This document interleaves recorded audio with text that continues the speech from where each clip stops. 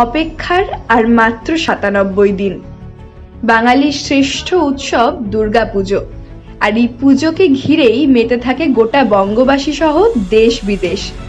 পুজোর বাকি এখনো ৩ মাস। এরই মাঝেই পুজোর প্রস্তুতি শুরু হয়ে গিয়েছে পশ্চিমবঙ্গের বিভিন্ন জায়গায়। নদিয়া জেলার রানাঘাটের কামালপুকুর এলাকায় তৈরি হচ্ছে সবচেয়ে উচ্চতম ফাইবারের দুর্গা প্রতিমা। জানা যায় এখন থেকে প্রায় ৩ মাস আগে কাজ শুরু হয়েছে। ইতিমধ্যেই তাদের দুর্গা প্রতিমার প্রাথমিক পর্যায়ের কাজ সম্পূর্ণ হয়েছে। এরপরে শুরু হবে ফাইবার দিয়ে কাজ। তাদের প্রতিমার উচ্চতা শুধুই ১১১ ফুট। ঠাকুরের সম্পূর্ণ রূপদান করলে উচ্চতা আরও কিছুটা বাড়বে বলে জানাচ্ছেন মৃৎশিল্পীরা। কামালপুর অঞ্চলে কামালপুরে সব থেকে বড় দুর্গা করে দেখানো।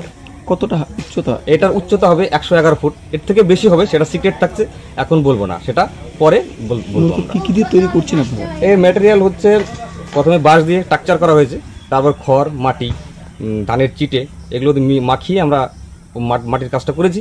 এরপরে ফাইবারে কাস্টিং হবে।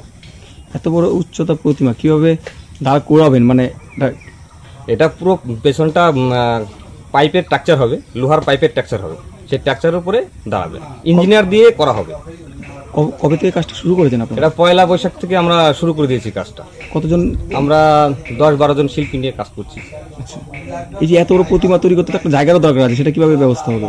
এটা এলাকার বাসীর জায়গা, মোটামুটি এখানে ৩-৪ বিঘে জমির উপরে আমরা কাজটা করছি। আর দেখার জন্য সুব্যবস্থা আছে, কোনো ব্যাপার নেই, খোলা মাঠ সামনে, সবাই ভালোভাবে দেখতে পাবে।